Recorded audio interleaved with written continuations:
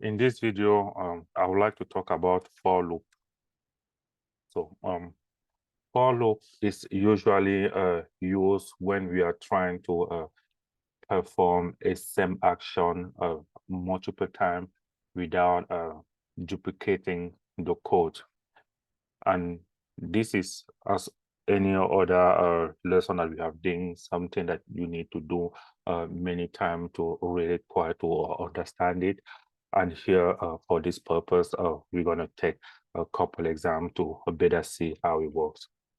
So let's say we want to write maybe like for a simple for loop. No, we want to write a code that we're going to duplicate a many amount of time. And that's basically the syntax that we need to write it to. So we're going to say here for, we're going to specify a value, and here we're going to list the amount of time in which we are trying to duplicate that code or whatever what we're trying to do as an action. And down here, we'll put the command that we want to do, and at the end, it's done. So let's do an example so that we can see how it works. So I'm going to vi into the file that call that file loop.sh.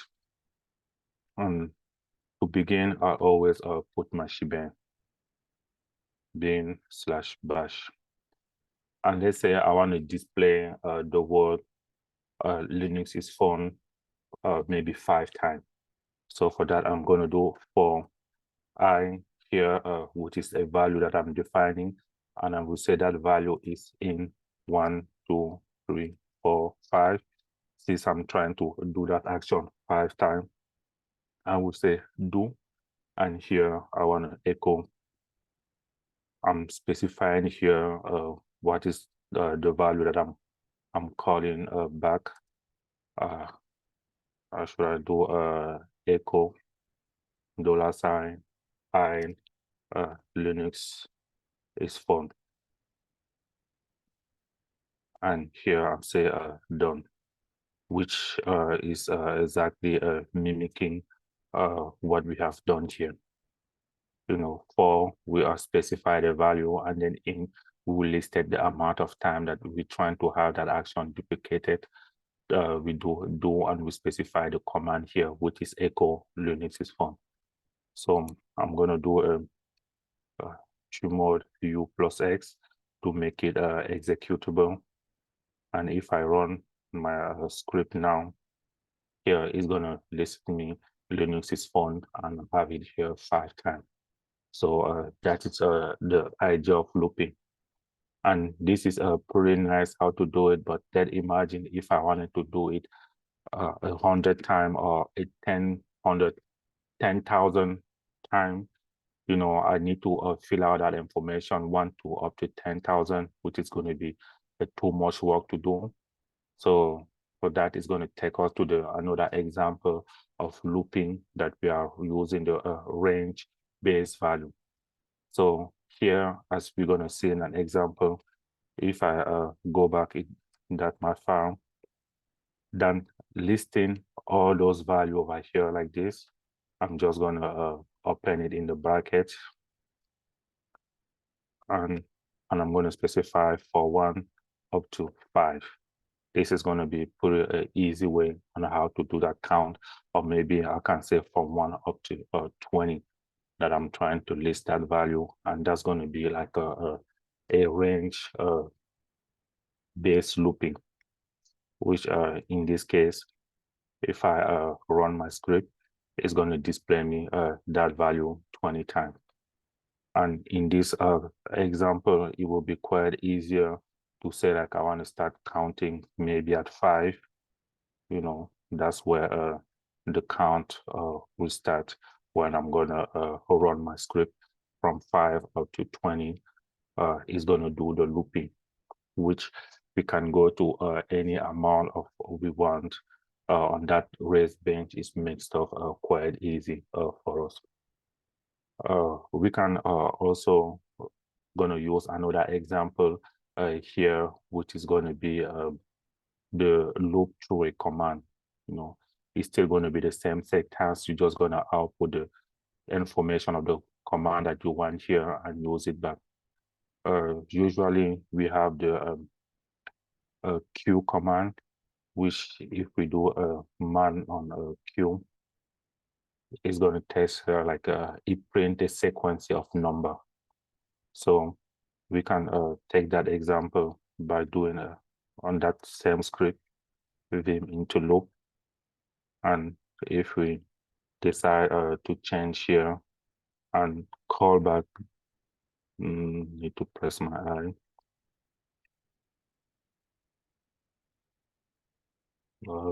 Simple parenthesis, and we're going to say a Q, maybe 15, for example. As we run our script, it's going to display us that value that we want. With the using the Q, since it's a sequencing, we can do that.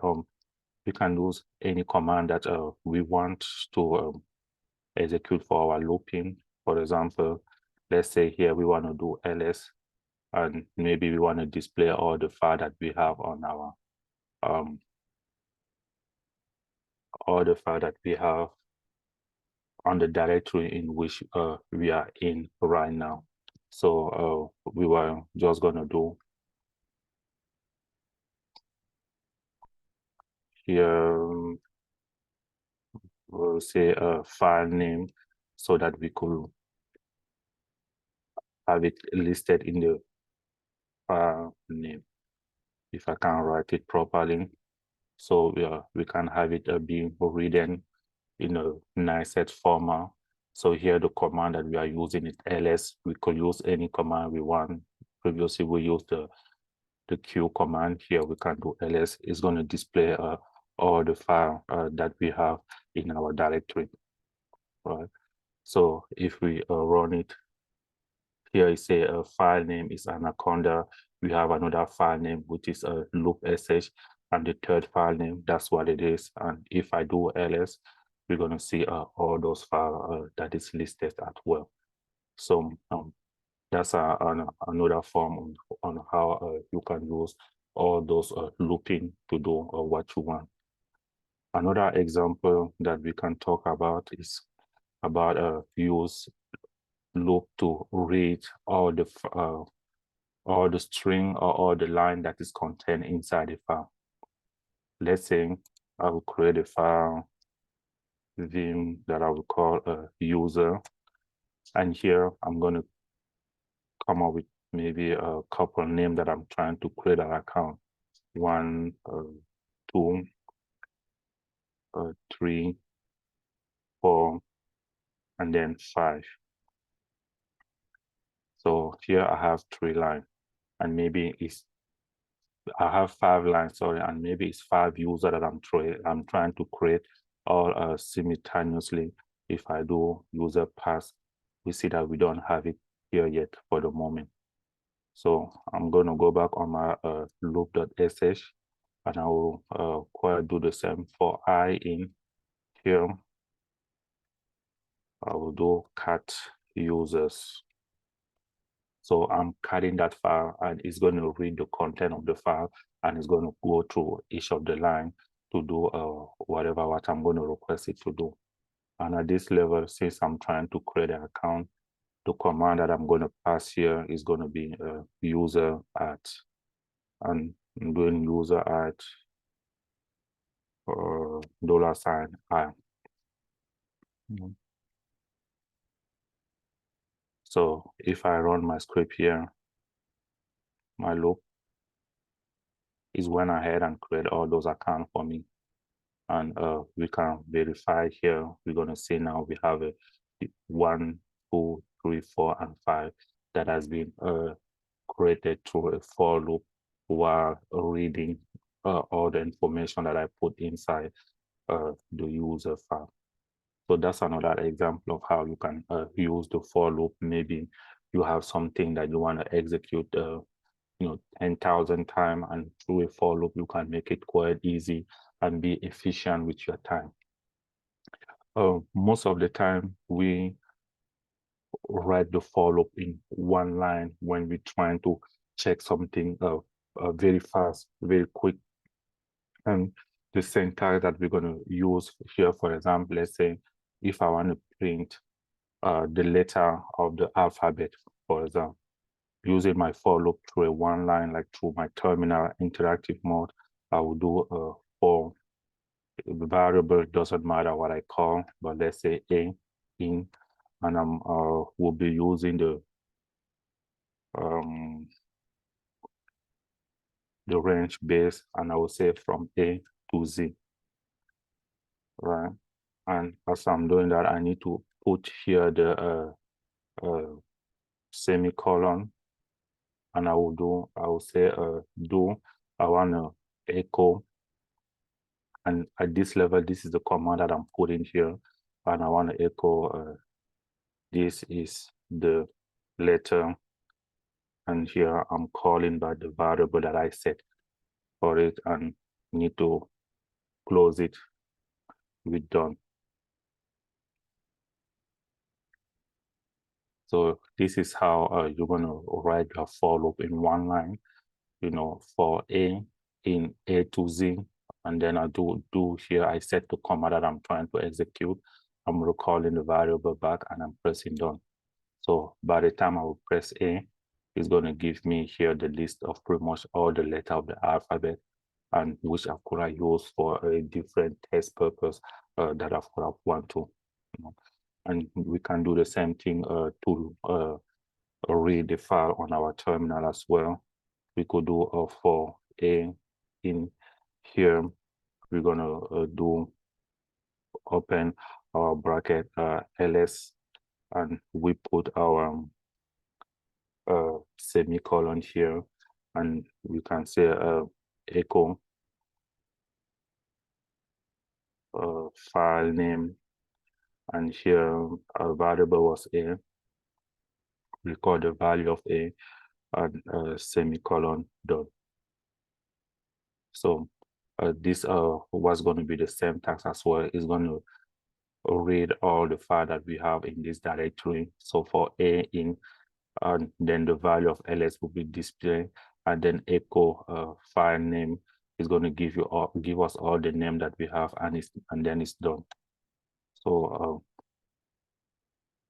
I made an echo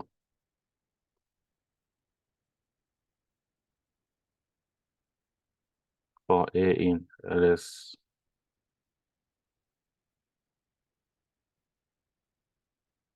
Why does it say that I made a mistake?